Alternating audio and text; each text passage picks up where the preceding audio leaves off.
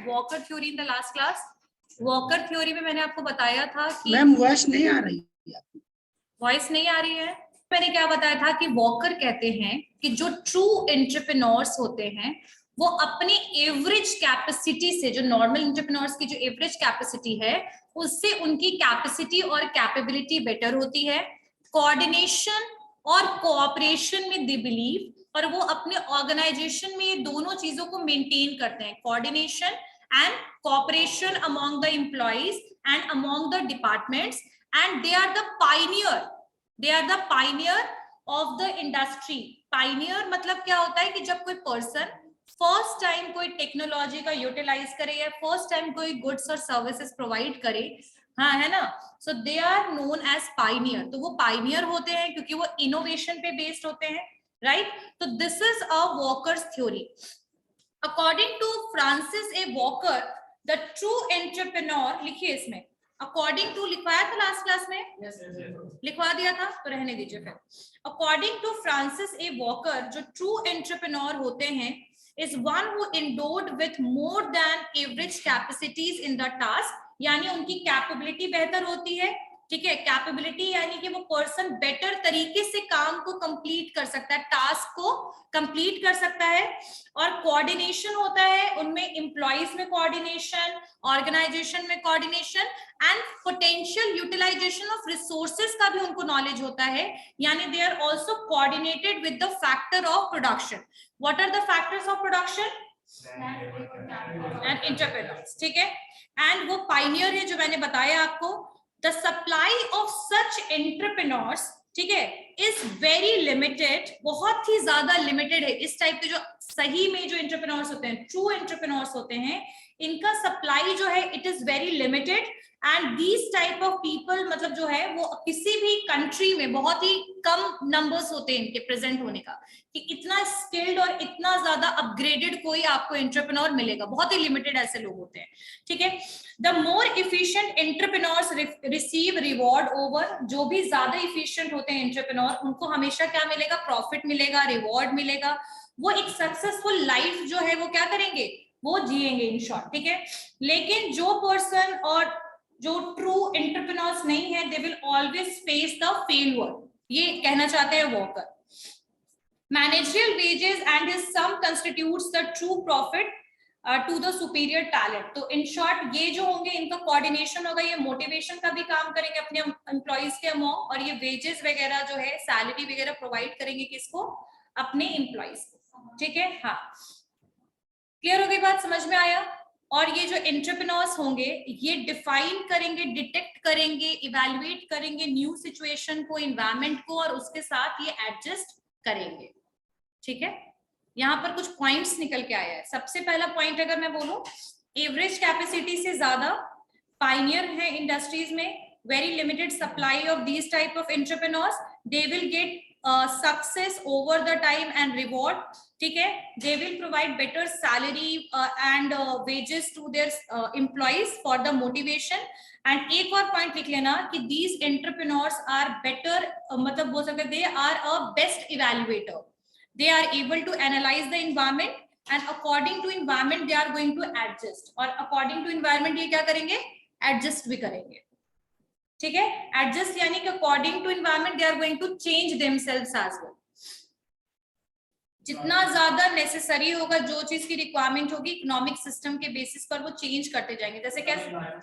हाँ बिल्कुल, micro macro environment. जैसे अभी जीडीपी आया तो जीडीपी, ये सॉरी जीएसटी आया तो जीएसटी का पूरा असर आपके बाकी भी फैक्टर्स पे पड़ा, सेल्स ऑफ गुड्स पे तो बहुत एक्सट्रीम पड़ा। तो उसका इफेक्ट क्या हुआ? उसका इफेक्ट हुआ कि कई जगह पे आप देख सकते हैं करप्शन भी इंक्रीज हो गया, लोग बिल वगैरह नहीं देते हैं, बहुत जगह पे कॉस्ट बढ़ गया प्रोडक्ट का। तो इन शॉर्ट यही चीज है कि जो मार्केट में जिस तरीके का इकोनॉमिक सिस्टम है, इकोनॉमिक सिस्टम में कोई भी अगर चेंजेस आ रहे हैं इन शॉर्ट एनवायरनमेंट में, so these entrepreneurs are going to adjust as well. समझ में आया? क्लियर हो गया? ओके।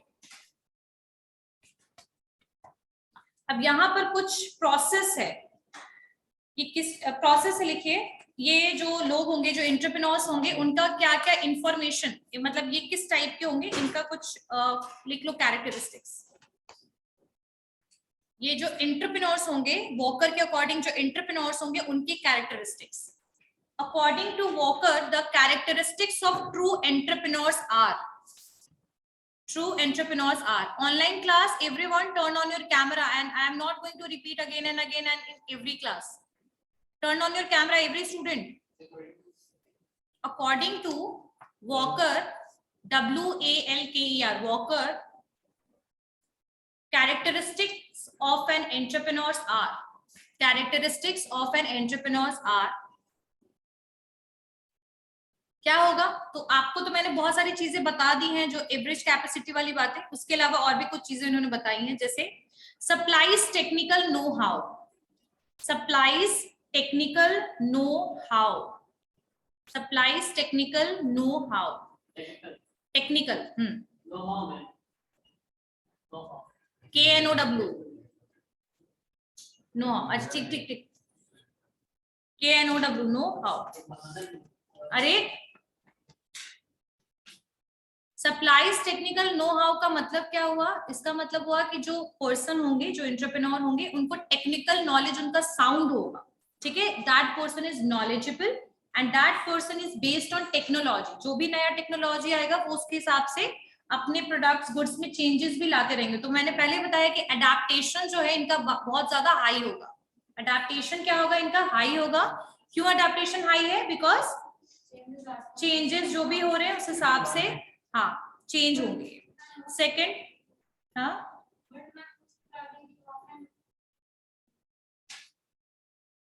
तो पूरी बातें क्यों नहीं बोलती हो? मुझे आधी बातें सुनाई नहीं देती हैं आपकी. बताइए.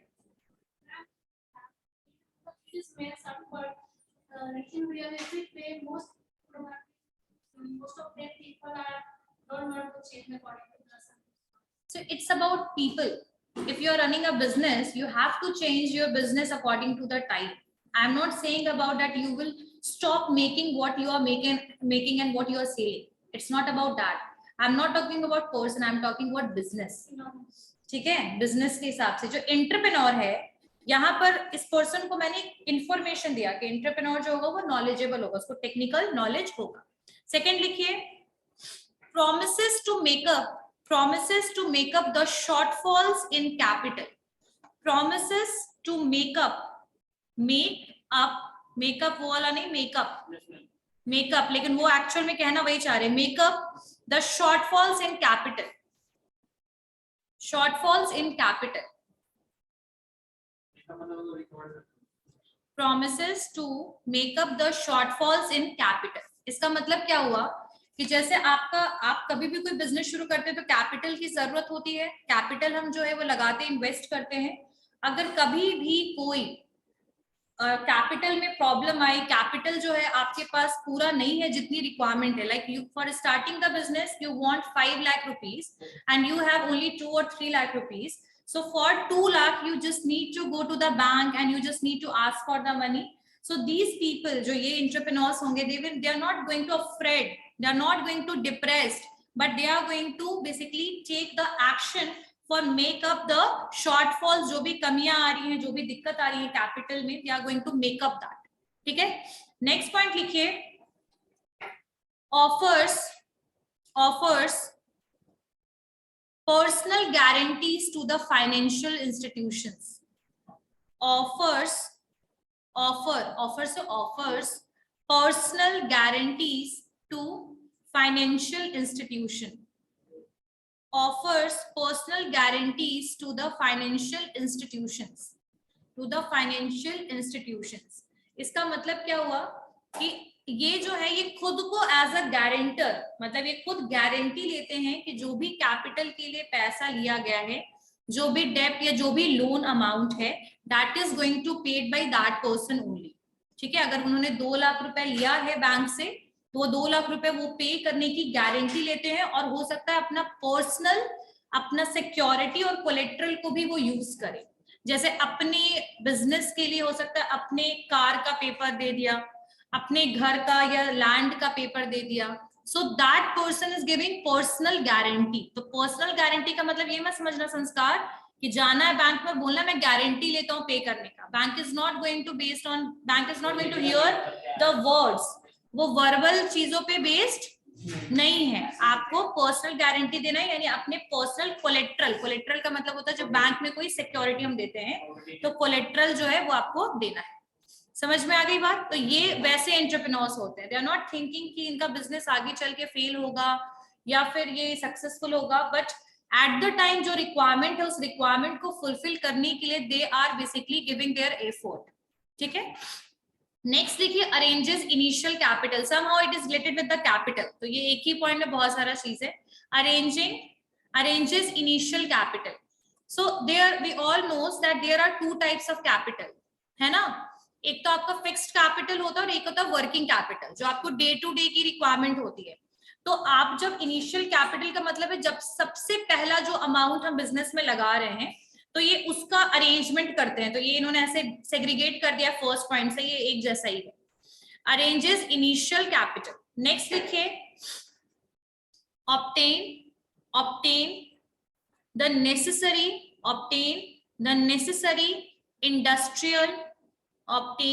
the necessary industrial licenses, obtains the necessary industrial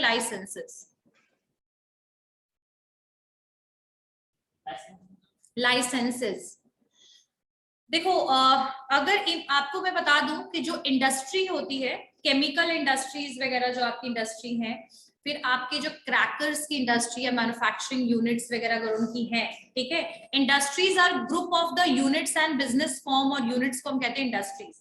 अगर आप कोई मैन्युफैक्चरिंग यूनिट स्टैब्लिश करते हो और वो जो है वो रिस्क में या हैजर्डस आइटम में आती है तो उसके लिए आपको लाइसेंस लेना पड़ता है। जैसे एसिड हो गया, केमिकल हो गया, इन सब के लिए लाइसेंस की जरूरत होती है।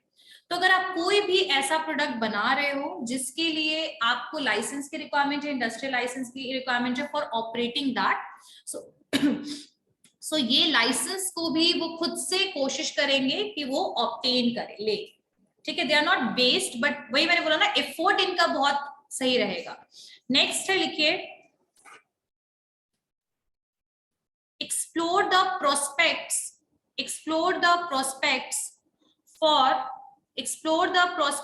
एक minute, online class, turn on your camera, I am not going to repeat again and again, I already said that, मैंने कई बार ये चीज बोला है और अब मैं बोलूंगी नहीं, मैं अटेंडेंस नहीं दूंगी आज का। explores the prospects of starting a manufacturing enterprise,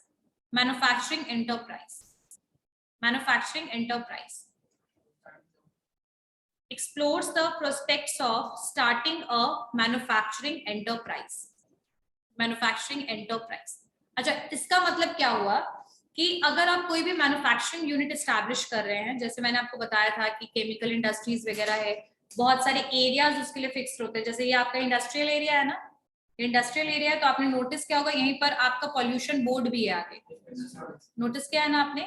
और यहाँ पर बहुत ही ऐसे, बहुत रेयर आपको ऐसे दिखेंगे यहाँ पर इंडस्ट्रीज या फिर कॉलेजेस, इंस्टीट्यूट, बहुत रेयर है, जैसे आपका कॉलेज एक स्कूल, सही बात है। अदरवाइज यहाँ सारे क्या है, इंडस्ट्रीज है ना। तो in short the place areas जो होते हैं कई बार वो आपके डिसाइडेड होते हैं कि हमें इंडस्ट्रीज जो है यहीं पर अलाउड होता है स्टार्ट करने के लिए एंड ऑल।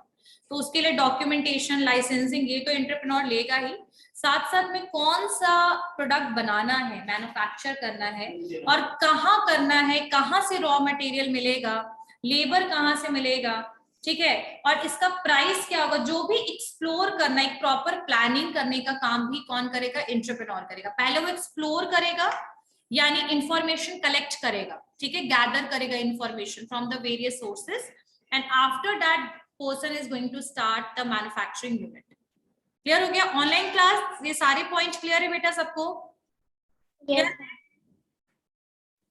क्लियर है सबको? Yes, ma'am. Next one is, इसको रहने दीजिए अब, ये जो नेक्स्ट पॉइंट है, परसीव लिख लो, चलो मैं समझा दूंगी इसको भी। Perceives opportunities for profitable,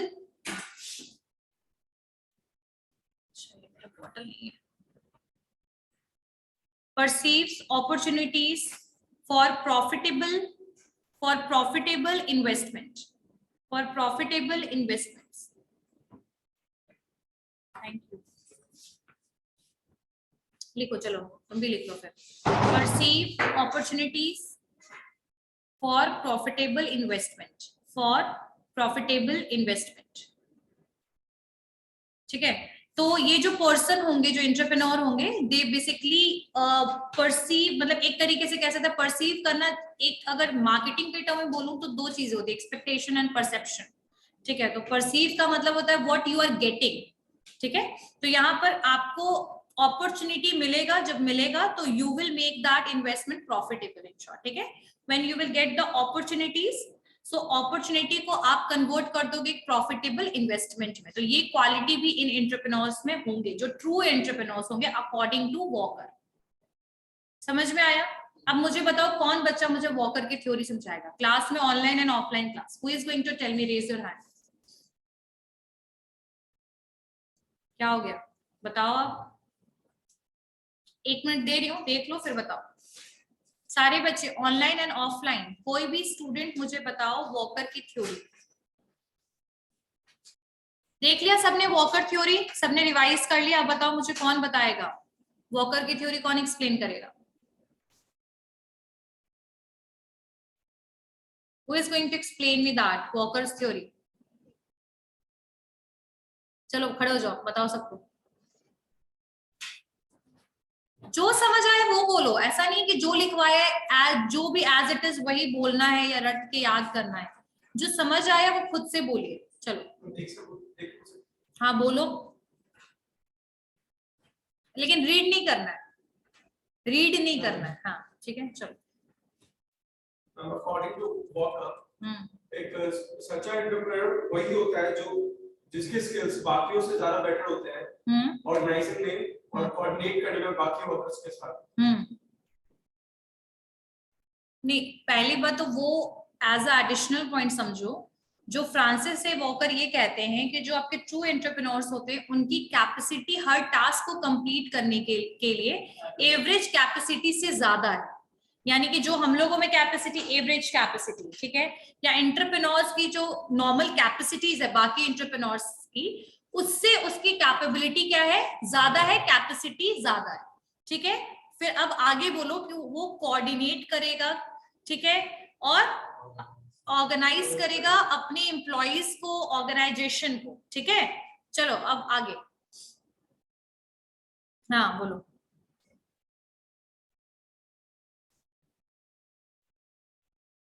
factors of production को फुली यूटिलाइज करके हम लोग. हाँ, पोटेंशियल यूटिलाइजेशन का. हाँ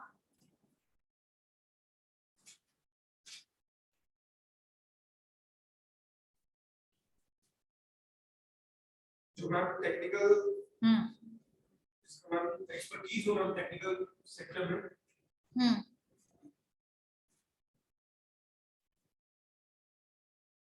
और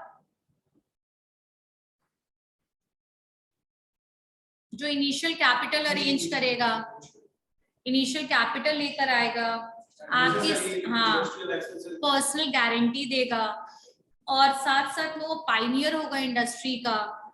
ठीक है. एवरेज कैपेसिटी से ज्यादा उसकी कैपेसिटी होगी. ऑर्गेनाइज करेगा, टेक्निकल नॉलेज होगा उसे. ठीक है. प्रोडक्टिविटी वो इंक्रीज करेगा, रिवॉर्ड लेगा, अपॉर्चुनिटीज को ग्रैब करेगा, उसको एज ए सक्सेसफुल इन्वेस्टमेंट में कन्वर्ट करेगा. तो ये सारे आपके वॉकर के पॉइंट हैं. क्लास में नेक्स्ट टाइम से सब याद रखेंगे point. Online class, who is going to tell me about the Walker's theory? बताइए. Yes ma'am. हाँ चलिए, खुशी बताएगी. चलो बताओ. According to Walker, the true entrepreneurship are the person who have avail the more than normal people. मतलब कि normal people के पास जो कैपेसिटी होता है उससे ज्यादा एवरेज कैपेसिटी होता है एक ट्रू एंटरप्रेन्योर से ज्यादा कैपेसिटी होगा. हाँ ठीक है. और उनके पास जो स्किल होता है, टैलेंट होता है बिजनेस को रन करने का, उनके पास एक प्रॉपर नॉलेज होता है कि बिजनेस को कैसे ऑर्गेनाइज करेंगे, रन करेंगे, स्टाफ को कैसे मोटिवेट करेंगे. उनके पास जो होता है सुपीरियर टैलेंट होता है, जिसकी वजह से उनके बिजनेस में होता है जो सुपीरियर प्रॉफिट होता है. और वो एक पायनियर होते हैं। पायनियर मतलब the person who has initiate in the first in the economy. उनका जो भी गुड्स और सर्विसेज होता है, जो भी वो लॉन्च करते हैं, वो पहले तो इकोनॉमिक में नहीं होता है, वो first time as a first time वो लॉन्च होता है। और वो जो भी होते हैं एंटरप्रेन्योरशिप, वो अपना पर्सनल गारंटी लेते हैं कि हम जो भी लोन वगैरह लिए है वो फाइनेंशियल एंटरप्रेन्योर्स गारंटी लेते हैं। एंटरप्रेन्योरशिप नहीं, एंटरप्रेन्योर्स। हाँ, एंटरप्रेन्योर्स, यस। हाँ, एंड वो अपना इनिशियल कैपिटल को अरेंज करते हैं, प्रोडक्टिविटी को बढ़ाते हैं, अपनी बिजनेस के टुवर्ड्स वो डेडिकेटेड होते हैं, बहुत लॉट्स ऑफ टाइम देते हैं अपने बिजनेस को कि उनका बिजनेस इंप्रूव करे। ठीक है, वेरी गुड। लेकिन ये वाला लाइन हमेशा याद रखना, एवरेज कैपेसिटी वाला जो लाइन है, ठीक है। चलिए अब नेक्स्ट जो टॉपिक है, शम्फिटो की थ्योरी में थोड़ा सा बताती हूँ क्या है। तो शम्फिटो जो है वो बताते हैं कि जो एंटरप्रेन्योर्स होते हैं वो इनोवेटर्स होते हैं। वो कौन होते हैं? इनोवेटर्स होंगे। वो कभी भी कोई भी चीज जो लेकर आएंगे, क्रिएट करेंगे, that is going to contribute in the economy. यानी कि उनका क्या होगा, इकोनॉमी में कॉन्ट्रीब्यूशन होगा, वो इकोनॉमिक डेवलपमेंट में हेल्पफुल होगा, ठीक है। और साथ साथ में they are based on the creative destruction. Creative destruction का मतलब ये है कि जब वो कोई चीज इनोवेट करके लेकर आएंगे, कुछ नया लेकर आएंगे, तो वो पुराने और ट्रेडिशनल और कन्वेंशनल प्रोडक्ट को रिप्लेस करेगा। क्या करेगा? रिप्लेस करेगा। यानी old methods, old product is going to destruct because of the new items और द इनोवेटिव और टेक्नोलॉजिकल प्रोडक्ट इज अवेलेबल। आई बात समझ में? क्लियर हुआ ये पॉइंट कि क्रिएटिव डिस्ट्रक्शन का मतलब क्या हुआ? ये वर्ड यहाँ पर क्रिएटिव भी है और डिस्ट्रक्शन भी। इसका मतलब है कि जब कोई न्यू प्रोडक्ट आता है, जब कोई कन्वेंशनल प्रोडक्ट बिल्कुल आउट ऑफ द मार्केट हो जाता है या डिस्ट्रक्ट हो जाता है, तो इसको कहते हैं क्रिएटिव डिस्ट्रक्शन। एग्जाम्पल में तुम लोगों को पता होगा कि पहले वीसीडी चलता था मूवीज देखने के लिए, वीसीआर चलता था, वीसीडी चला, फिर डीवीडी चला, और अभी आप देख लो लगभग इसका मार्केट बिल्कुल ही खत्म हो चुका है।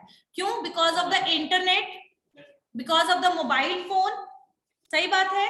तो क्रिएटिव डिस्ट्रक्शन, जो भी एंटरप्रेन्योर होगा वो क्रिएटिव डिस्ट्रक्शन करेगा, यानी कि वो एक ऐसा इनोवेशन करेगा जो पुराने और कन्वेंशनल मेथड को खत्म करेगा।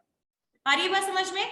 लेकिन इसका मतलब ये नहीं है कि वो कंपटीशन जो कर रहा है, मतलब जो कंपटीशन है वो एक तरीके से अनहेल्दी है। ये चीज नहीं कहा जा रहा है क्रिएटिव डिस्ट्रक्शन में। नया टेक्नोलॉजी आएगा, नया प्रोडक्ट आएगा और उससे वो क्रिएटिव डिस्ट्रक्शन करेगा। समझ में आ गई बात? तो इनोवेशन के ऊपर ये आपकी पूरी शम्फिटर की थ्योरी है। इन कॉन्सेप्ट ऑफ आपको कंपटीशन पढ़ना है, गवर्नमेंट पढ़ना है, तो ये जो है वो मैं आप लोग को नेक्स्ट क्लास में कवर कराऊंगी। ये थ्योरी, वॉकर की थ्योरी कंप्लीट है, समझ में आ गया है? चलिए नेक्स्ट लिखिए, misconception about entrepreneurs. Misconception about entrepreneurs.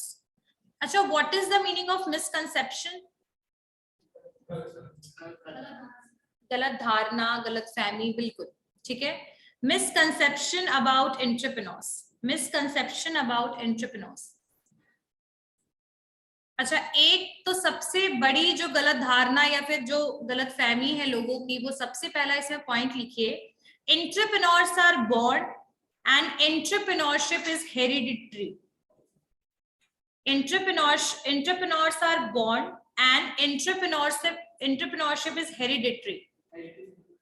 Hereditary मतलब जो पूर्वजों से आता है, ठीक है ना? तो हाँ, ये सबसे पहला मिसकंसेप्शन है। हाँ, entrepreneurs are born and entrepreneurship is hereditary. Entrepreneurs are born, हाँ एक minute, entrepreneurs are born and entrepreneurship is hereditary. Yes खुशी बोलो। मैम इट मीन्स अगर उसके फैमिली में कोई एंटरप्रेन्योरशिप नहीं किया है या कोई एंटरप्रेन्योर्स नहीं है तो वो बन नहीं सकता एंटरप्रेन्योर। नहीं, ये मिसकंसेप्शन है कि ऐसा मानते हैं लोग कि जो एंटरप्रेन्योर्स हैं वो बचपन से ही वो पैदा ही एंटरप्रेन्योर्स बन के होते हैं, या फिर उनकी फैमिली में हेरिडिटी है कि सब बिजनेस में है तो आप भी बिजनेस पर्सन बन जाओगे। तो ये मिसकंसेप्शन है। आ रही है बात समझ में? ये कोई स्टेटमेंट ऐसा कुछ कह नहीं रहा है, ये स्टेटमेंट को बता रहा है कि ऐसी चीजें बोली जाती हैं, बल्कि ये मिसकंसेप्शन है, ये गलत फहमी है। आ रही बात समझ में? तो entrepreneurs are born and entrepreneurship is hereditary, it's a misconception. तो मैं जब लिखवा ही रही हूँ कि ये मिसकंसेप्शन है तो उसमें लाइन तो हम पॉजिटिव यूज करेंगे ना, ठीक है? समझ में आया खुशी? Yes ma'am. चलिए मैं इसके बारे में बताती हूँ कि एंटरप्रेन्योर्स जो होते हैं, ये लाइन कहता है कि एंटरप्रेन्योर्स जो है वो बॉर्न होते हैं, यानी बचपन से जब वो पैदा होते हैं, from that time only that person is an entrepreneur, ठीक है? सेकेंड लाइन कह रहा है कि जो एंटरप्रेन्योरशिप है ना, जो ये क्वालिटी है आपकी बिजनेस करने की, वो हेरिडिटी है। मतलब आपकी फैमिली में सब लोग बिजनेस में थे तो आपने भी बिजनेस, आप भी बिजनेस या एंटरप्रेन्योर बन जाओगे और सक्सेसफुल बनोगे। वो ये चीज ये लाइन कह रहा है, ये बिल्कुल बात सही है। डू यू थिंक दैट अगर एंटरप्रेन्योर्स बॉर्न होते तो क्या लगता है हमें अपने कंट्री में एंटरप्रेन्योर्स जो आपके इंस्टीट्यूट से उनकी जरूरत पड़ती? Indian institute of entrepreneurship, entrepreneurship development institute of India, ये जितने भी आपके रिनाउंड है, NIESBUD, these are institute which is basically for giving training to the people या to the students to become an entrepreneurs. अगर बॉर्न पैदा होते के साथ ही वो एंटरप्रेन्योर होते तो ये तो एक ऐसी आपकी नेचुरल क्वालिटी बन जाती। तो जब आपकी ये नेचुरल क्वालिटी होती तो उसको हम आर्टिफिशियल क्वालिटी में तो कन्वर्ट नहीं कर पाते ना। True? So in short it is not truth, ये कभी भी ऐसा नहीं होता है कि कोई पर्सन जो है वो बचपन से ही एंटरप्रेन्योर, जब वो पैदा हो तो वो एंटरप्रेन्योर ही बन के पैदा हो रहा है, ऐसा पॉसिबिलिटी नहीं है, ठीक है? हाँ बिल्कुल, जो भी एंटरप्रेन्योर बनते हैं उनमें एबिलिटी होता है, स्किल होता है, नॉलेज होता है, डेडिकेशन होता है, एफर्ट होता है, मोटिवेशन होता है। आप हाँ बिल्कुल, एक जैसे एक IAS का पर्सन यूपीएससी के एग्जामिनेशन के लिए प्रिपरेशन करता है, जब वो IAS बनता है तो क्या लगता है कि बचपन से वो IAS था? नो, वो उसका हार्ड वर्क होता है, मल्टीपल 2-3 साल वो उसमें टाइम देता है, एफर्ट लगाता है। तो वैसे ही आपका एंटरप्रेन्योरशिप है, it's not a 1 or 2 day game, it is taking long time for that, right? तो इट्स पहला तो ये स्टेटमेंट गलत हो गया बॉन्ड वाला, क्योंकि अगर बॉन्ड होता तो इतने सारे इंस्टीट्यूट और कॉलेजेस की जरूरत ही नहीं होती। सेकेंड वन इज आपका entrepreneurship is hereditary.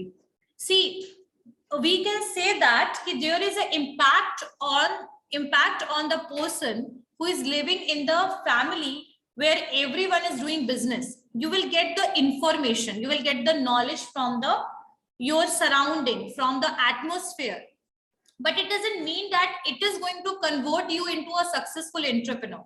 ये कभी भी possible नहीं है, क्योंकि एंटरप्रेन्योरशिप के लिए आपकी फैमिली बिजनेस कर रही है ये जरूरी नहीं है, आप कैसे बिजनेस करोगे ये ज्यादा जरूरी क्वेश्चन है ना?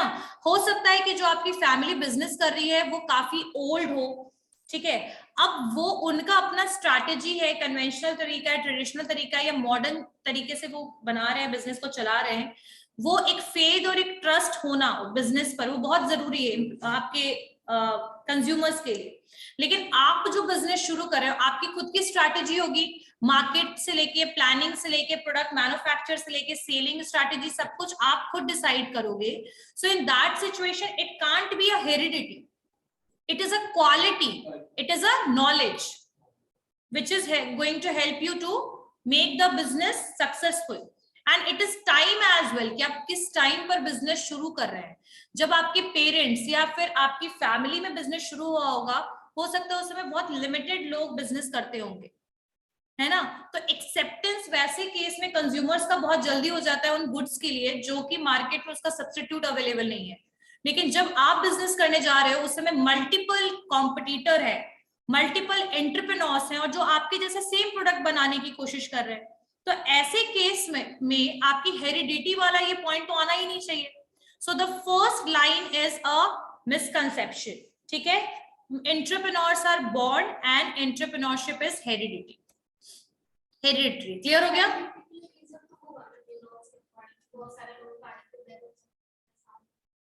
हाँ, these are the things, but it's all about that how you're utilizing your mind psychologically as well. You cannot use your mind in the proper and efficient way. Some people are very intelligent, but that person don't know that this intelligence is suitable for what work. सही बात है ना। तो ये यहाँ पर वैसा कोई टर्म नहीं है। एंटरप्रेन्योर्स अगर बनना है तो उसके लिए आपको मेहनत करनी पड़ेगी। जैसे कि एग्जामिनेशन क्वालिफाई करने के लिए आपको मेहनत करनी पड़ती है ना, आपका एक स्ट्रैटेजी होता है, वैसे आप अपने बिजनेस को लॉन्च करने के लिए आपके पास एक प्रॉपर स्ट्रैटेजी होनी चाहिए, ठीक है, प्लानिंग होनी चाहिए। क्लियर हो गया? This point is clear. Second one is entrepreneurs are profit hungry. Entrepreneurs are profit hungry and exploit labor. Entrepreneurs are profit hungry and exploit labor. Exploit labor. Exploit labor. ठीक है, तो देखो it was the truth somehow, ये मैं point के लिए नहीं कह रही हूँ, ये टर्म मैं बता रही हूँ कि पहले क्या था ना कि जब हमारे कंट्री में ब्रिटिशर्स थे, एक मैं आपको कॉन्सेप्ट बताती हूँ, तब ये सिचुएशन था कि कोई भी बिजनेस शुरू होता था, इंडियंस का एक्सप्लॉयटेशन होता था, और वो भी बहुत एक्सट्रीम। बॉन्डेड लेबर्स का भी कॉन्सेप्ट था, है ना, बॉन्डेड लेबर्स बनाए जाते थे। बॉन्डेड लेबर्स जिसको बंधुआ मजदूर कहते हैं हिंदी में, वो होते थे, वो काम करते थे पूरे दिन अपने इंडस्ट्रीज में, और वो छोड़कर जा भी नहीं सकते थे काम। So there was the concept when there was an extreme exploitation that was done at the time when there was Britishers, industrialization के टाइम पे ये सारी चीजें होती थी पहले, है ना। यही जो आपका इंफॉर्मेशन है वो आज भी हर जगह स्प्रेडेड है कि इस तरीके की चीजें होती हैं कि जो कोई बिजनेस शुरू करता है उनका मेन मकसद सिर्फ प्रॉफिट कमाना होता है और लेबर्स को एक्सप्लॉइट करना होता है, बल्कि ऐसा नहीं है।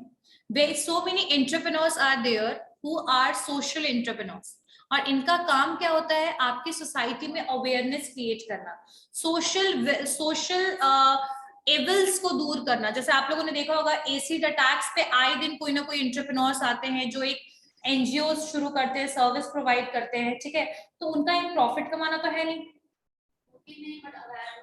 हाँ, अब हाँ बिल्कुल, अवेयरनेस इंक्रीज करना है, उनका सोशल काम करना है, सोसाइटी को बेटर प्लेस बनाना है ताकि लोग यहाँ पर सस्टेन करे रहे, है ना। तो in short we can say कि ये कैपिटलिज्म का टर्म से ये बात निकल के आई है कि जो लोग बिजनेस करेंगे वो एक्सप्लॉइट ही करेंगे, ठीक है, या प्रॉफिट ही कमाएंगे। लेकिन एक्चुअल में जो एंटरप्रेन्योर्स होते हैं दे आर वेल्थ क्रिएटर्स, ठीक है, वो वेल्थ बनाते हैं, वो इकोनॉमी में कंट्रीब्यूट करते हैं, वो प्रॉफिट के लिए रॉन्ग स्टेप्स को नहीं लेते हैं, अनएथिकल वे में नहीं जाते हैं, ठीक है। तो एंटरप्रेन्योर्स की जो क्वालिटी है वो एक कैपिटलिस्ट और एक इंडस्ट्रियल जो आपके लोग हैं उनसे काफी अलग है। आई बात समझ में? और उनके लिए अपने बोलते हैं ना प्रॉफिट से ज्यादा अपना रिकॉग्निशन इंपॉर्टेंट है, लोग उनको जाने की एंटरप्रेन्योर। आई बात समझ में? So this is because of this reason this line or this statement is a misconception. And exploitation of labor कभी भी इंडिया में तो ऐसे भी possibility कम है क्योंकि there are multiple labor laws, है ना, and every business person is basically following it.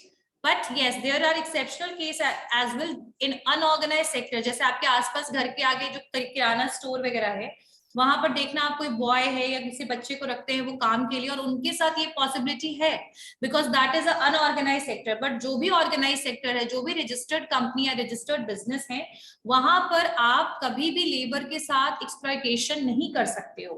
There are multiple labour laws which is protecting their wages, which is protecting them that those people who are the laborers, environment कैसे बनाना, ये सारे laws जो हैं आपके, ये सारे policies और guidelines आपके लेबर लॉज में हैं।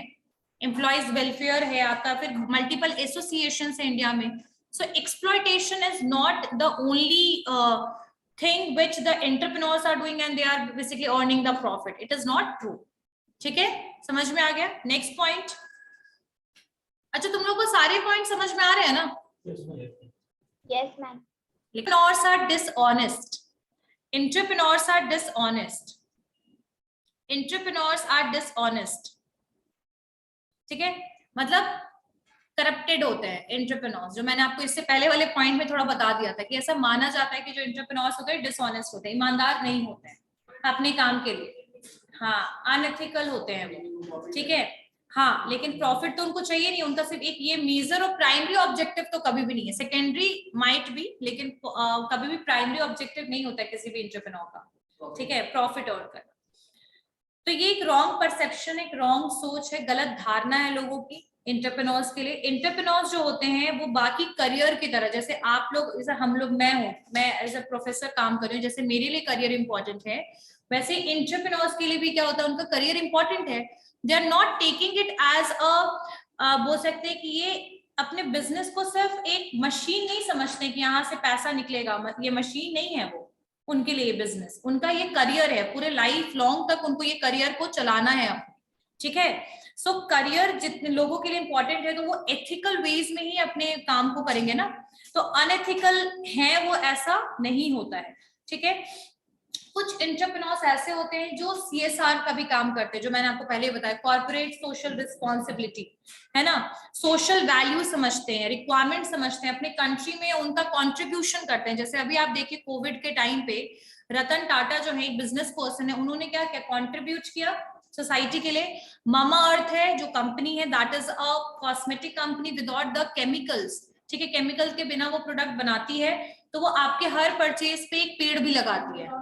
हाँ बिल्कुल, कोई भी एनिमल टेस्टेड प्रोडक्ट उनका नहीं होता है।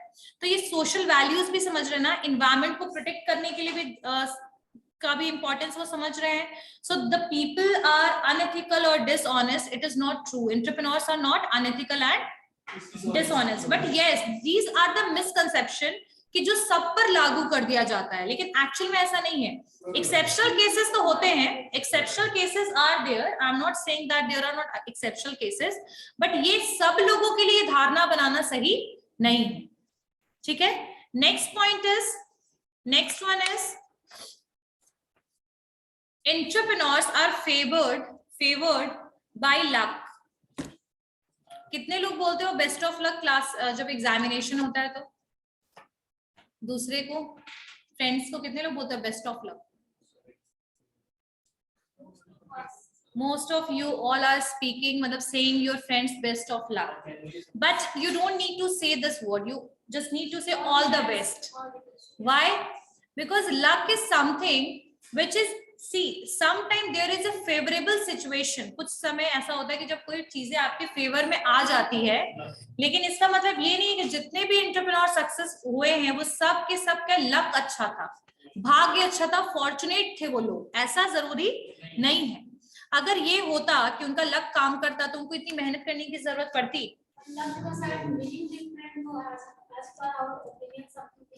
हाँ, पॉसिबिलिटी है, सब लोग के लिए लक का मतलब अलग है, लेकिन यहाँ जो ये मिसकंसेप्शन है उसका मतलब यही है कि अगर आप ऐसा सोचते हो कि आपका जो पूरा सक्सेस है, एंटरप्रेन्योर जो सक्सेसफुल मतलब सक्सेस हुआ है, उसका रीजन है कि उसका लक है, तो जब लक था उसके पास तो उसको परसिस्टेंस की जरूरत थी, उसको हार्डवर्क की जरूरत थी, उसको आप एक्सप्लोर करने की जरूरत थी, उसको अपने टाइम सेक्रीफाइस करने की जरूरत थी, मनी सेक्रीफाइस करने की जरूरत थी नहीं।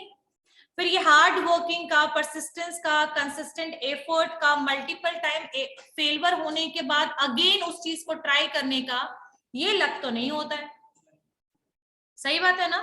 सो yes there can be some favourable situation, कुछ सिचुएशन ऐसा हो सकता है जो आपके फेवर में हो, वो टाइम से और अदर फैक्टर से रिलेटेड हो सकता है, आपका भाग्य अच्छा है या फॉर्चुनेट है और तभी आप सक्सेसफुल बने हैं, ये कोई सही लाइन या कंसेप्शन नहीं है। आई बात समझ में? सो अगर ऐसा कुछ होता तो एडिशनल जो एफर्ट लगाया गया एंटरप्रेन्योर्स के द्वारा वो कभी भी जरूरत ही नहीं था, सही बात है ना। आप बिजनेस शुरू करते, आप बोलते भगवान लक है मेरे पास, now my business is going to work, so do you think that this type of business is going to work? घर पे बैठे हो, बिजनेस चल रहा है, मैनेजमेंट का पता नहीं है, आपके ऑर्गेनाइजेशन में एम्प्लॉइज क्या कर रहे हैं पता नहीं है, कितने प्रोडक्ट्स डिलीवर हो रहे हैं, कहाँ डिलीवर हो रहे हैं, कौन कौन से कंट्रीज में जा रहे हैं, इंडिया में कहाँ पर है, इन सब का इंफॉर्मेशन नहीं है, इन सब पे काम नहीं कर रहे हो और सोच रहे हो कि भाई चल जाएगा, ऐसा नहीं होता है। और लोगों को ऐसा लगता है कि उनके लक और उनके भाग्य ने साथ दिया, बट ऐसा नहीं है। Favourable situation can be possible, हाँ, but luck is not always there with every entrepreneurs, हर एक एंटरप्रेन्योर्स के साथ।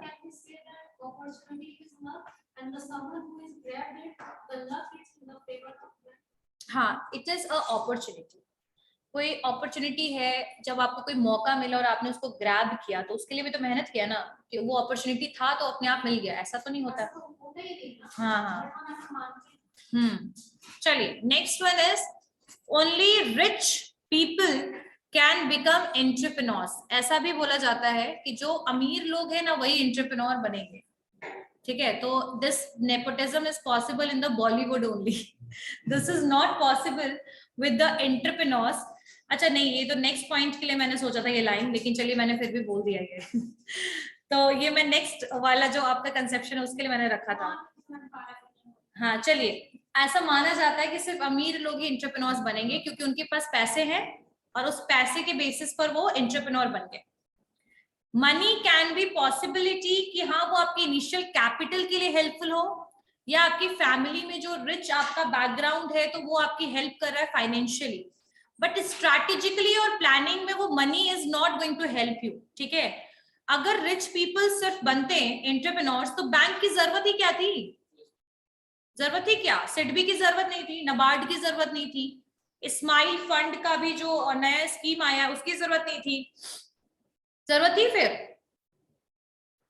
बैंक की क्या जरूरत होती, रिच पीपल थे, घर में पैसा है, अपना बिजनेस शुरू कर लेंगे, है ना। लेकिन मिडिल क्लास पीपल भी तो एंटरप्रेन्योर है ना, और बहुत सारे ऐसे भी लोग हैं जो बहुत ही गरीबी से पुअर पीपल है और वो जाकर के बाद में क्या बने, एंटरप्रेन्योर बने। If you are talking about all the entrepreneurs, अगर मैं बात करूं, ओला हो गया, ठीक है, फिर आपका मामा अर्थ हो गया, ये सारे मिडिल क्लास हैं, ये सारे मिडिल क्लास थे, ये जो पर्सन एंटरप्रेन्योर्स है सब मिडिल क्लास फैमिली से थे, है ना। सब ने फाइनेंस को अरेंज किया है बिजनेस को शुरू करने के लिए, रिस्क लिया है फाइनेंशियल। रिच पीपल जो है वो बिजनेस को इजीली स्मूथली स्टार्ट कर सकते हैं कैपिटल के पॉइंट ऑफ व्यू से, लेकिन रिच है तभी सक्सेसफुल बनेंगे, दिस इज नॉट ट्रूथ। समझ में आया everyone? Next point is entrepreneurship is a monopoly of certain communities. Entrepreneurship is monopoly of certain communities. Let me tell you, there are some people, जैसे बोलते हैं Marwaris, Gujaratis, यही सिर्फ entrepreneurs बनते हैं, ऐसा माना जाता है कि कुछ कम्युनिटीज का क्या है, मोनोपोली है, जो बनी है सिर्फ वही बिजनेस कर सकते हैं, उनके खून में, और they are basically able to do that, है ना। But it is not true. So many, यहाँ पर आप में कैपेबिलिटी, एफर्ट होना चाहिए। उनका सपोर्ट सिर्फ ये होता है कि फैमिली बिजनेस में है तो you will get the idea to start the business, ठीक है। ऐसे लोग भी हैं जहां पर इनका प्रोपोर्शन थोड़ा ज्यादा है बिजनेस में, इसीलिए लोगों को ऐसा लगता है कि इसीलिए सक्सेसफुल है क्योंकि इनका मोनोपोली है, सिर्फ यही कर सकते हैं, इनमें ही वो क्वालिटी है, बाकियों में क्वालिटी नहीं है। लेकिन ऐसा नहीं है, ठीक है। सो this is not true कि only Marwadis and some of the communities are able to become entrepreneurs. If you are dedicated, you are hard worker and your planning and policy is suitable to start the business, you can also succeed. ठीक है। अब ये तो नहीं कि मारवाड़ीज हैं या कोई भी आपके कम्युनिटी है, Marwaris and Gujaratis, they have mind and other people don't have. This is not truth. Right? But yes, they can give you the idea to start the business. Family से आप सीखते हैं बिजनेस को, है ना, ये पॉसिबिलिटी है, लेकिन सिर्फ यही बिजनेस कर सकते हैं ये जरूरी नहीं है। समझ में आया? So will start with the next class में हम लोग शम्पिटो की थ्योरी करेंगे। किसी को कोई डाउट है मिसकंसेप्शन में, मिसकंसेप्शन अबाउट एंटरप्रेन्योर्स में? क्लियर है सबको? सबको क्लियर हो गया? ये सारे पॉइंट्स लिख लिया? अगर कुछ और भी मिसकंसेप्शन होगा तो हम लोग उसको नेक्स्ट क्लास में कवर कर लेंगे, ठीक है। चलिए 1 मिनट, क्लास